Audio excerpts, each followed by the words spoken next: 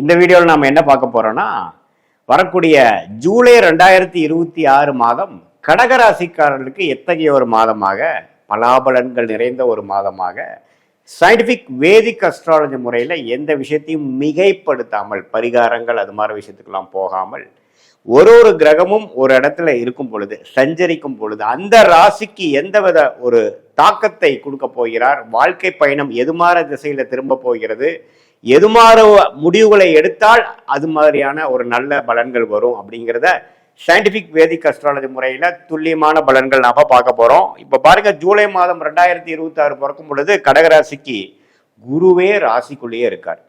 So ராசிக்குள்ள குரு இருக்கிறது எப்பவுமே ஒரு அருமையான விஷயம். நிறைய பேர் சொல்லுவாங்க ராசிக்குள்ள குரு வந்தா அந்த தவறு இந்த தவறு, ராமர் காட்டுக்கு போனார் அப்படிங்கிற மாதிரிலாம் சொல்லுவாங்க. அதெல்லாம் ஒன்றும் கிடையாது. ஒரு சுப கிரகம் வலுத்து உச்சம் பெற்று ராசிக்குள்ள வரும்பொழுது நம்மளுடைய எண்ணங்கள், ராசினா என்ன, நம்மளுடைய மனசு, சந்திரன் இருக்கக்கூடிய வீடு தான் ராசின்னு சொல்றோம். So Chandran is nothing but representing ஒரு மைண்ட். ஸோ அதுக்குள்ள ஒரு சுப கிரகம் வலுத்து உள்ள வரும் பொழுது நம்மளுடைய வாழ்க்கையில நம்ம என்னென்ன செய்யணும், என்ன மாதிரி தவறுகள் செய்தோம், எந்த மாதிரி டைரக்ஷனில் நம்ம போகிறது நல்லதுங்கிற மாதிரி ஒரு உத்வேகம், கிளாரிட்டி கிடைக்கும். அப்புறம் லேசினஸ், தவறான பழக்க வழக்கங்கள், சோர்வு, சிந்திக்காமல் ஒரு விஷயத்தை முடிவு பண்ணுறது, அது மாதிரி விஷயங்கள்லாம் போய் லெத்தாஜி, லேசினஸ், சோம்பேறித்தனம்லாம் போய் கொஞ்சம் சுறுசுறுப்பாக செயல்படக்கூடிய ஒரு அமைப்பு வரும். என்னடா போன ஒரு வருஷம் இப்படி இருந்தமேன்ட்டு நாமளே ஃபீல் பண்ணுற மாதிரி ஒரு அமைப்புகள் கொஞ்சம் எல்லாமே உத்வேகமாக நடக்கக்கூடிய அமைப்பு இருக்குது. அவர் 7ஆம் இடத்தை, 5ஆம் இடத்தை, 9ஆம் இடத்தை பார்க்கும் பொழுது குடும்பஸ்தர்கள்லாம் குழந்தை மேலே ஒன்றுமே அக்கறையாக பார்த்துக்கிறது, மனைவியை புரிந்து நடந்துக்கிறது, கணவனாக இருந்தால் மனைவி, மனைவியாக இருந்தால் கணவரை கொஞ்சம் புரிந்து அனுசரித்து நடந்துக்கிறது, அப்பா விஷயங்கள், அப்பா என்னதான் அவர் நமக்கு உறவுகள் சரியில்லைனாலும் அவர் என்ன மாதிரி நமக்கு செஞ்சிருக்கிறாருங்கிறதை புரிந்து இன்னுமே கொஞ்சம் ஹையர் மைண்டு, அதாவது ஒரு மெச்சூர்டு மைண்ட் என்ன யோசிக்குங்கிற மாதிரி ஒரு மெச்சூரிட்டியோட செயல்படக்கூடிய ஒரு அமைப்புகள்லாம் நமக்கு கொடுக்கக்கூடிய அருமையான ஒரு குரு பயிற்சி நடந்துருச்சு. அதில் இந்த ஜூலை மாதமும் ஒரு மாதமாக அடங்கி வருது. இதுல ராஜயோகாதிபதியாகிய செவ்வாய் 11ஆம் இடத்திலேயே மாதம் முழுக்க இருக்கிறார், சனி 9ஆம் இடத்துல இருக்கிறார், ராகு 8ல் இருக்கிறார், கேது 2ஆம் இடத்துல இருக்கிறார்.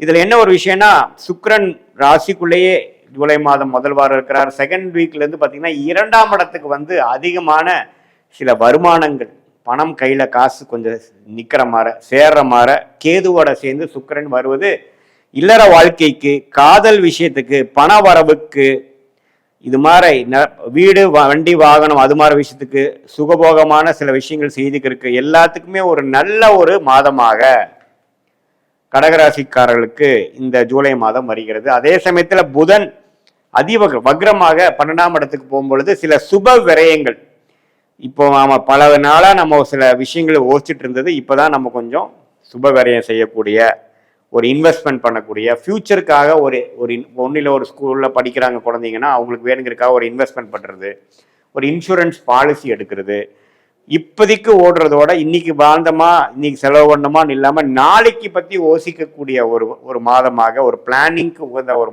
மாதமாக வருகிறது.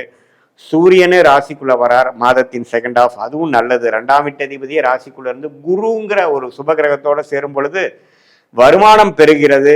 இது மாதிரி அரசு சார்ந்த விஷயத்தில் இருக்கிறவங்களுக்கு, அரசியல்வாதிகளாக இருந்தாலும் சரி, கவர்மெண்ட் ஜாப்ல இருக்கிறவங்களுக்குலாம் ஒரு நல்ல வாய்ப்புகள், நல்ல முன்னேற்றங்கள், நல்ல விசிபிலிட்டி, ரெகக்னிஷன்லாம் கிடைக்கக்கூடிய அமைப்புகள் இருக்கு. ஸோ கடகராசிக்காரர்கள் 2024-25 முழுக்க அஸ்தம சனி தாக்கத்தில் இருந்தவங்களுக்கு இப்போ பார்த்தீங்கன்னா சுறுசுறுப்பாக ஒரு புது வாழ்க்கை கிடைச்சி வாழ்ந்த மாதிரி போவாங்க, ப்ரொசீட் பண்ணுவாங்க. எல்லாத்துலேயும் ஒரு கிளாரிட்டி இருக்கும், உத்வேகம் இருக்கும். அதே சமயத்தில் எல்லா கிரகமும் ஓரளவுக்கு நல்லா இருக்கார். 11ஆம் இடத்துல செவ்வாய் இருந்து உங்களுக்கு 5ஆம் வீட்டை பார்க்குறப்போ நிறைய தம்பதியர்கள் குழந்தையை எதிர்பார்க்குறவங்களுக்கு குழந்தை ஃபார்ம் ஆகுறது, அந்த குழந்தை விஷயங்கள் பாசிட்டிவாக வர்றது, கல்யாணம் நடக்காம பல 2-3 வருஷமா சுப விஷயங்கள் தடைகளாக போய் கொண்டிருந்தவர்களுக்கு கல்யாண விஷயங்கள் நடக்கிறது. சுக்கிரன் கேதுவோட சேர்னால காதல் திருமணம், கலப்பு திருமணம், பெற்றோர்களின் சம்மதம் கிடைக்காம கஷ்டப்பட்டு இருக்கக்கூடிய காதலர்களுக்கெல்லாம் ஒரு டக்குன்னு எல்லாமே ஒரு அமைப்போட எல்லாரும் ஒத்துக்கிற ஒரு சம்மதம் கிடைக்கிற மாதிரி ஒரு அமைப்பு, இது எல்லாமே கொஞ்சம் பாசிட்டிவான விஷயங்கள்லாம் நடந்து கொண்டு இருக்கக்கூடிய அமைப்பாக, அடித்தளமான ஒரு அடிப்படையான மாதமாக ஜூலை மாதம் 2026க்கு. இது 25 முழுக்க குரு 12 இருந்து விரயங்களும் கடன்களையும் பிரச்சனைகளையும் தேவையில்லாத அலைச்சல்களும் கொடுத்து கொண்டிருந்த குரு இப்ப ராசிக்குள்ள வந்து முதல் நம்மளோட விரயத்தை குறைக்கிறார். ஒரு பைசாவும் பார்த்து செலவு பண்ணக்கூடிய அமைப்பை கொடுக்கிறார். கரெக்டா கன்ஸ்ட்ரக்டிவா ஃபியூச்சருக்கு யூஸ் ஆகிற மாதிரி ஒரு விஷயமா கொடுக்கணுங்கிற மாதிரி போறார். நல்ல ஒரு அமைப்பை கொடுக்கிறார். ஸோ இது மாதிரியான ஒரு தாக்கத்தை, ஒரு நல்ல ஒரு விசிபிலிட்டி, அடுத்த வரக்கூடிய 2 வருடம் 3 வருடத்துக்கு வேணுங்கிற ஒரு பிளானிங், மனம் மாற்றங்கள் நிறைய சொல்லுவாங்க. சார் முதல் மாதிரி இல்லை சார், அவன் ரொம்ப சுறுசுறுப்பாக இருக்கான், இப்போ நல்லா பொறுப்போடு நடந்துக்கிறாங்க அப்படிங்கிற மாதிரிலாம் நடக்கக்கூடிய தருணங்களை கொடுக்கக்கூடிய ஒரு அடித்தளமான மாதமாக இந்த மாதம் வந்து இருக்கு.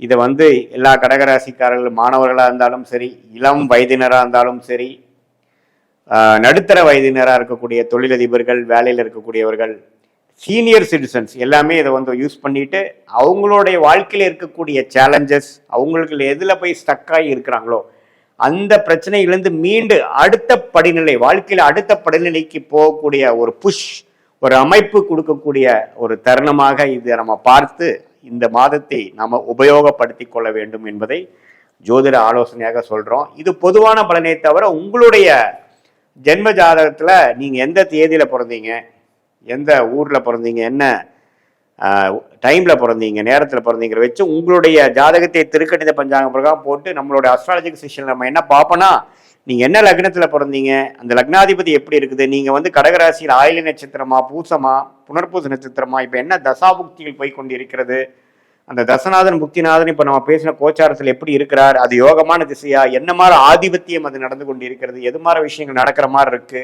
நம்மளுடைய பிராப்தங்கள் என்ன, தோஷங்கள் என்ன, எந்த விஷயத்தை நம்ம நோக்கி போகலாம், எந்த விஷயம் நமக்கு வராது, எப்படி நம்ம ஆப்ஷன்ஸை ஃபில்டர் பண்ணி நம்மளோட பெஸ்ட் ஆப்ஷனை நம்ம சூஸ் பண்றது, அதோட டைம்லைன்ஸ் என்ன, இப்போ எந்த நேரத்தில் எது நடக்கும், எந்த விஷயம் வரைக்கும் நம்ம பொறுத்திருக்கணும் அப்படிங்கிறத தெரிஞ்சோம்னா நம்ம ஃப்ரஸ்ட்ரேட் ஆக வேண்டாம். பேஷண்டாக பொறுமையாக நம்மளுடைய நேரம் வருவது வரைக்கும் நம்ம வந்து பொறுமையாக இருந்து நம்மளுடைய எக்ஸ்பீரியன்ஸை கெயின் பண்ணக்கூடிய, அனுபவத்தை பெருக்கக்கூடிய ஒரு காலம் எப்படி இருக்கு, அடுத்த வரக்கூடிய பிரேக் நமக்கு எப்போ கிடைக்குது, நம்மளுடைய பிராப்தங்கள் என்ன காட்டுது, வெளிநாடு வாய்ப்புகளை காட்டுதா, அல்லது பிரைவேட் செக்டர்ல போய் ஜெயிக்கிறதா, அல்லது அரசு உத்தியோகமா, அல்லது வேலையே வேண்டாம் தொழில் தான் நமக்கு நல்லா இருக்கா, இது எல்லாமே நம்மளுடைய உங்களுடைய இண்டிவிஜுவல் ஜாதகத்தை பார்த்து இப்போ நம்ம பேசின சயின்டிபிக் வேதிக் அஸ்ட்ராலஜி முறையில் சொன்ன அந்த கோச்சார் அமைப்பையும் சேர்த்து வைத்து பார்க்கும் பொழுது உண்மையே துல்லியமான பலன்கள் எப்படி வந்து கடகராசிக்காரர்களுக்கு வந்து அடுத்து வரக்கூடிய பொதுவான பலனையும் உங்களுடைய உண்மையான அக்யூரேட்டான ஜாதகத்தையும் சேர்த்து வைக்கும் பொழுது அடுத்து வரக்கூடிய 3 மாதம் 4 மாதம் ஷார்ட் டேர்ம் எப்படி இருக்கு, லாங் டேர்ம் எப்படி இருக்கு, எந்த நேரத்தில் எது மாதிரி முடிவுகளை எடுக்கலாம் அப்படிங்கிறதை தெரிந்து உங்களுடைய யோகமான தொழில், வேலை, படிப்பு எல்லாத்தையும் தெரிந்து அதுக்கு தகுந்த மாதிரி உங்களுடைய வாழ்க்கை திட்டங்களை தீட்டி அது பிரகாரம் நீங்கள் செயல்படும் பொழுது வாழ்க்கையில் எளிதில் நீங்கள் வெற்றி பெற முடியும் என்று சொல்ல விரும்புகிறேன். மீண்டும் மற்றொரு காணொளியில் சந்திப்போம். நன்றி, வணக்கம். இன்னைக்கு நம்ம பார்க்கக்கூடிய பதிவு ஜூலை மாத பலன்கள். இந்த ஜூலை மாதத்துல இருக்கக்கூடிய கோச்சார கிரகங்களின் நிலவரங்கள் அப்படின்னு எடுத்துக்கும் போது ரிஷப ராசியில செவ்வாய் பகவான், அடுத்து மிதுன ராசியில சூரியனாகப்பட்டவர் இருக்கிறார், கடக ராசியில புதன், சுக்கிரன், குரு பகவான், இந்த 3 கிரகங்களும் சேர்க்கை பெற்று இருக்கு. அடுத்து சிம்ம ராசியில அஸ்யூஷுவல் கேது பகவான், கும்ப ராசியில ராகு பகவான், சனி பகவான், மீன ராசியில இயல்பு தன்மையோட இருக்கிறார். இதுதான் இந்த மாதம் ஜூலை மாதம் ஆரம்பிக்கும் போது ஏற்படக்கூடிய கோச்சார கிரகங்களின் நிலவரங்கள். இந்த மாதத்துல இருக்கக்கூடிய கோச்சார கிரகங்களின் பெயர்ச்சிகள் அப்படின்னு எடுக்கும்போது முதல்ல 5ஆம் தேதி ஜூலை மாதம் அந்த சுக்கிரனாகப்பட்டவர் சிம்ம ராசிக்கு பெயர்ச்சி ஆகிறார். கடகராசியிலிருந்து குரு பகவானினுடைய சேர்க்கையிலிருந்து விடுபட்டு கேது பகவானினுடைய சேர்க்கைக்கு சேர போறார். இதனால இந்த சிம்ம ராசியில கேது சுக்கிரன் அப்படின்ற சேர்க்கை இருக்கக்கூடிய ஒரு காலகட்டமாக இருக்கு.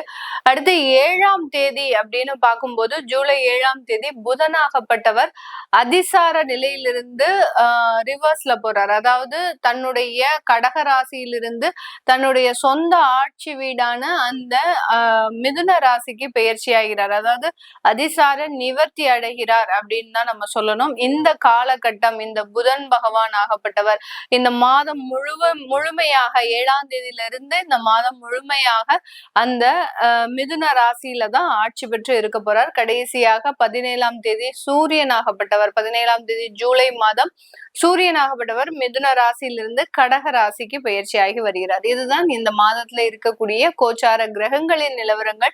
இந்த மாதத்துல என்னென்ன ராசிகள் என்னென்ன மாதிரியான ஒரு பலன்களை அடைய போறாங்க அப்படின்றத இந்த பதிவுல தெளிவா பார்க்க போறோம். இந்த சேனல்ல முதன்முறையா பாக்குறீங்க அப்படின்னா சப்ஸ்கிரைப் பண்ணிக்கோங்க, பெல் பட்டன்ல ஆல் ஆப்ஷன் சூஸ் பண்ணிக்கோங்க. கடக ராசி என்பர்களுக்கு இந்த ஜூலை மாதத்துல உங்களுடைய ராசியின் மீது குரு பகவான் உச்சம் பெற்று இருக்கிறார். இந்த குரு ஜென்ம குருவாக பயணிச்சுட்டு இருக்கக்கூடிய காலகட்டம். உங்களுக்கு நிறைய வளர்ச்சிகள் ஒரு பக்கம் இருந்தாலும், ஏன்னா இந்த கடகராசி என்பவர்களுக்கு குரு பகவான் எத்தனை ஸ்தானத்திற்கு உண்டான ஒரு அதிபதி அப்படின்னு பார்க்கும்போது உங்களுடைய 6ஆம் வீடு அடுத்து 9ஆம் வீட்டிற்கு உண்டான அதிபதி அப்படி இருக்கிறதுனால இந்த உச்சம் பெற்ற குரு உங்களுக்கு கடனை அதிகப்படியாக கொடுக்கறதுக்கு தயாராக இருக்கிறார். ஏதாவது ஒரு இடத்துல நீங்க வீடே வாங்க வேண்டாம் அப்படின்னு நினைச்ச இந்த கடகராசி என்பர்கள் இந்த ஜூன் மாதத்துல இருந்து ஜூலை மாதத்துல இருந்து வீடு வாங்கணும்ன்ற முயற்சியில ஈடுபடுவீங்க. இதுவரைக்கும் லோன்லாம் தடைபட்டு இருந்த இந்த கடகராசி என்பர்களுக்கு இனி வரக்கூடிய காலங்கள்ல அந்த கடன் சம்பந்தப்பட்ட பேங்க் லோன் சம்பந்தப்பட்ட தடைகள் எல்லாமே முழுமையாக விலகக்கூடிய ஒரு அமைப்பு அப்படின்றது இருக்கு. அதனால இந்த கடகராசி என்பர்களுக்கு முழுமையான கடன் வாய்ப்புகள் அப்படின்றது முழுமையாக இருக்கு. அந்த கடன்ல ரொம்ப அகலக்கால் வைக்க கூடாது. இந்த கடகராசி என்பர்கள் நமக்கு தான் லோன் கிடைக்குது, நம்மளுக்கு தான் வருமானம் இருக்கு, நம்மளுக்கு தான் வேலை வாய்ப்பு இருக்கு, நம்ம தாராளமா லோன் வாங்கலாம், ஒரு 60 லட்சத்துக்கு லோன் வாங்கி வைப்போம் அப்படின்னு சொல்லி இந்த மாதிரியான சில விஷயங்கள்ல ஈடுபட்டீங்க அப்படின்னா அதனால சில தொந்தரவுகள் அப்படின்றது கண்டிப்பாக இருக்கும். இது இந்த தொந்தரவுகள் பாத்தீங்கன்னா உங்களுக்கு ஒரு வாழ்நாள்ல இன்னும் ஒரு 15 வருஷத்துக்கு இந்த தொந்தரவுகள் முழுமையா இருக்கக்கூடிய ஒரு அமைப்பை உருவாக்கிடும். அதனால கடன் வாங்குறதுல ரொம்ப அகலக்கால் வைக்காம உங்களுடைய இன்கம்க்கு தகுந்த மாதிரியான சில விஷயங்களை நோக்கி பயணிக்கும் போது அதுல மிகப்பெரிய ஒரு மாற்றங்கள் வருவதற்குண்டான ஒரு நேரம். யாரிடமும் நீங்க பிரைவேட்டா கடன் வாங்கக்கூடாது. வட்டிக்கு கடன் வாங்குறது, அடுத்து பாத்தீங்கன்னா ஒரு தொழில் ரீதியாக நம்மளுக்கு ஒரு கைமாத்துக்கு நான் வாங்கியிருக்கிறேன், அதாவது மீட்டர் வட்டின்னு சொல்லி, அதாவது ஒரு வாரத்துக்கு இவ்வளவு அமௌண்ட் நீங்க கொடுக்கணும், இந்த மாதிரியாக ஒவ்வொரு நாளுக்கும் அந்த வட்டி தொகை அதிகரிக்கக்கூடிய சில கடன்கள்லாம் இருக்கும். அது கொடுக்கறவங்களும் இருப்பாங்க, அவங்கெல்லாம் உங்களை தேடி வரக்கூடிய ஒரு நேரமாக இருக்கு. அதனால கொஞ்சம் அதுல இருந்தெல்லாம் அவாய்ட் பண்றது இந்த கடகராசி என்பவர்களுக்கு நல்லது. அப்படி இல்லாத பட்சத்துல இதனுடைய பலன்களை நீங்க இந்த மாதம் கிடையாது, கரெக்டா இன்னும் ஒரு 6 மாதத்துக்கு மேல அனுபவிக்க ஆரம்பிச்சிருவீங்க. ஏண்டா நம்ம கடன் வாங்கணும், ஏண்டா தொழில்ல நம்ம மிகப்பெரிய ஒரு முயற்சி செய்யணும்னு நினைச்சோம் அப்படின்ற மாதிரியான சில தேவையில்லாத பிரச்சனைகள் அப்படின்றது கண்டிப்பாக வர்றதுக்கு உண்டான ஒரு நேரம். அதனால கடன் சம்பந்தப்பட்ட விஷயத்துல ரொம்ப கேர்ஃபுல்லா இருங்க.